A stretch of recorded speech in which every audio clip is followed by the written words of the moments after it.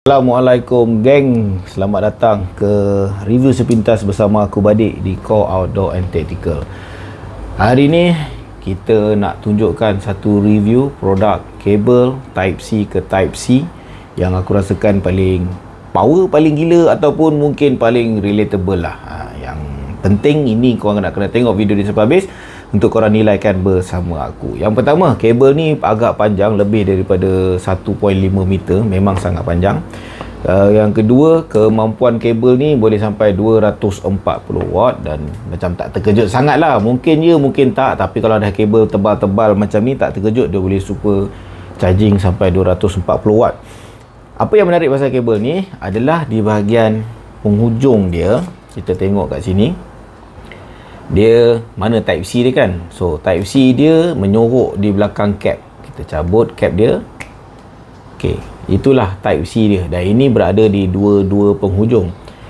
Daripada sudut capping dia pula bukannya bergetah tapi mekanik dia adalah besi. Rasa geseran tu macam besi, jadi aku assume besi lah. Okey, yang pertama, yang ini adalah lampu geng. So aku cocokkan dulu. Okey, yang ini penting, kau kena cocok dekat power bank yang support untuk power burst yang agak kuat. Sebab apa, nanti kita akan tengok. Lampu dia bila kita tekan, dia on. Tekan lagi, makin lama makin cerah. Dan double tap. Okey, matikan balik. Okey, kita bukan double tap, sorry, kita tekan saja. Jadi dia akan masuk pada mode blinker lah. Dan cap dia ni adalah jenis yang glow in the dark. Kita boleh cabut. So kita tekan je, dia akan jadi satu lampu suluh. Mungkin tidaklah seterang lampu suluh biasa, tapi korang pun tahu untuk backup di dalam hutan ataupun untuk menyuluh di dalam sudut-sudut yang sulit, dia ni confirm akan membantu.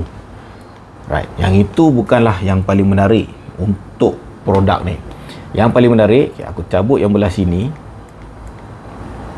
Cabut kepala belah sini, aku cocok dekat power bank.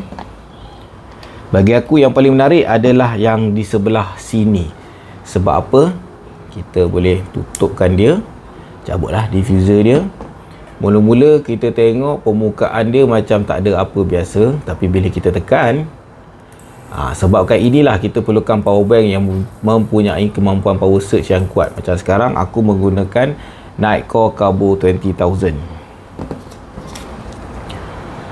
Dan ini current ni, of course, macam current kat rumah tu, kat dapur tu, kenakan dekat kertas, terbakar lah jadi dia.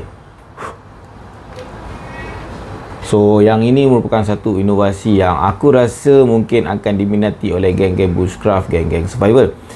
Ataupun sebenarnya time-time untuk kawasan-kawasan yang sering kali bencana, elok je ada benda ni. Pendapat korang macam mana geng? Letakkan dekat komen. Jangan lupa tekan button like, dan kalau sudi, tekanlah button share, bagi tahu dekat kawan-kawan yang produk ni wujud. Ciao.